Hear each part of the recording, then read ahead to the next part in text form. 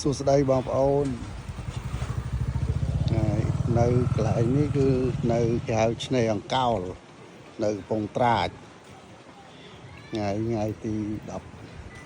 15ខែឧសភាថ្ងៃ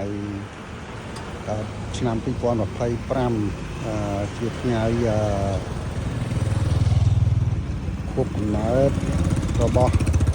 ព្រះបាទបរមនាថនរោត្តមសីហមុនី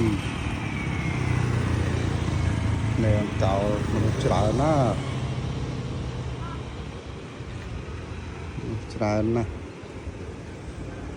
ដើមដូងសម្បូរដើមដូងបងប្អូន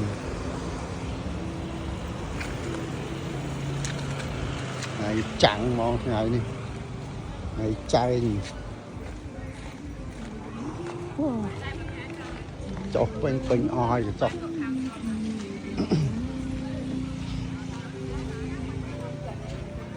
ទីមកដល់កន្លែងអ្នកលក់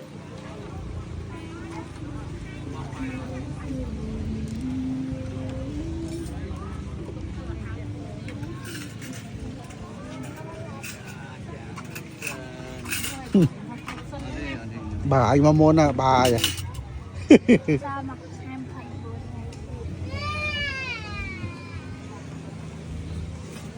ចោលលហៀតិចស្រួល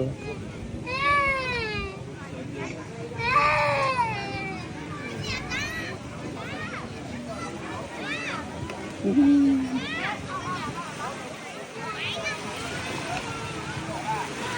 ៅ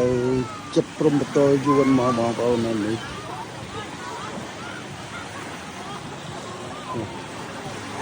មានសំណង់រឹងនៅជាប់នៅក្នុងសមុទ្រមកសំណង់រឹងដឹងហេតុអីគេធ្វើឲ្យធ្វើ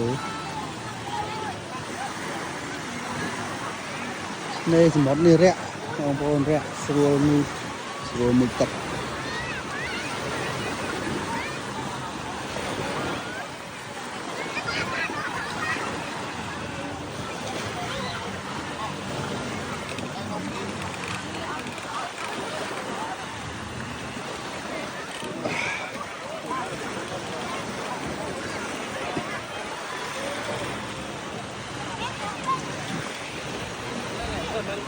នៅចិត្តកែបនេះ